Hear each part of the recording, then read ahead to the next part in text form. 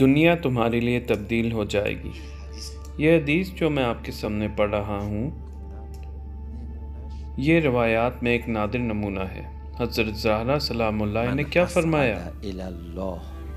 خالص عبادته احبت اللہ الیہ افضل مصلحته۔ ماں ہے، دلسوز ماں ہے۔ ہم میں سے ہر ایک کی زندگی کا اول و آخر ہمیں بتا دیا ہے۔ آپ جائیں، ڈھونڈیں اپنی زندگی کو ٹھیک کرنے کے لیے۔ اگر اس سے زیادہ کبھی جملے آپ کو مل جائیں تو بتائیے گا۔ خود اہل بیت علیہ السلام کے کلمات میں سے ماں جن کو کہا جاتا ہے وہ یہ ہیں، فرماتی ہیں جو شخص بھی اپنی خالص عبادت خدا کی جانب بھیجے گا، خدا اس کے لیے کیا کرے گا؟ اعلیٰ مصلحت کا تعین کرے گا۔ ایکسیڈنٹ کرتا ہے، کہتا ہے مصلحتی۔ شادی کرتا ہے، کہتا ہے مصلحتی۔ مالدار ہوتا ہے، کہتا ہے مصلحتی۔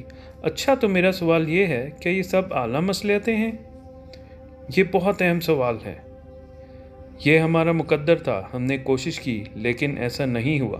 اچھا ہوا یا برا ہوا، کیا یہ تمہارے لیے اعلیٰ مصلحت تھی؟ خدا کی قسم، ہم اولیاء خدا کی شناخت نہیں رکھتے۔ خدا گواہ ہے، یہ کائنات اولیاء خدا کی خدمت میں مامور ہے۔ انسان امام خمینی رحمۃ اللہ کی اسی زندگی کے بارے میں، مقام معظم رہبری کے بارے میں باخدا بہت ساری چیزیں نہیں کہہ سکتے۔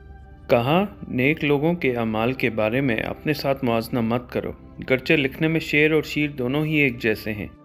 یہ لوگ اپنی زندگیوں کو کہیں اور ہی مرتب کرتے ہیں۔ جناب خضر کو دیکھا، انہوں نے کیا کہا؟ حضرت موسیٰ نے کہا مت ماریں، جناب خضر نے کہا دیکھیں میں پیچیدہ اور اعلیٰ مصلحت کی بنا پر کام کر رہا ہوں، مجھے کچھ خبریں موصول ہوئی ہیں، مجھے کچھ کام حتماً انجام دینے ہیں، آپ نہیں سمجھ سکتے۔ جناب مصلحت تھی؟ جی یہ شاطی مصلحت تھی۔ جی اچھا، کیا اعلیٰ مصلحت تھی؟ نہیں معلوم۔ آپ نے ایسا کیا کیا کہ اعلیٰ مصلحت آپ کے شامل حال ہوتی؟ اعلیٰ مصلحت کی شرط خالص عبادت ہے۔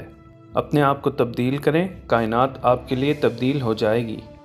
اہل بیت نے اپنے اوپر کام کیا، کائنات کو بدل کر رکھ دیا۔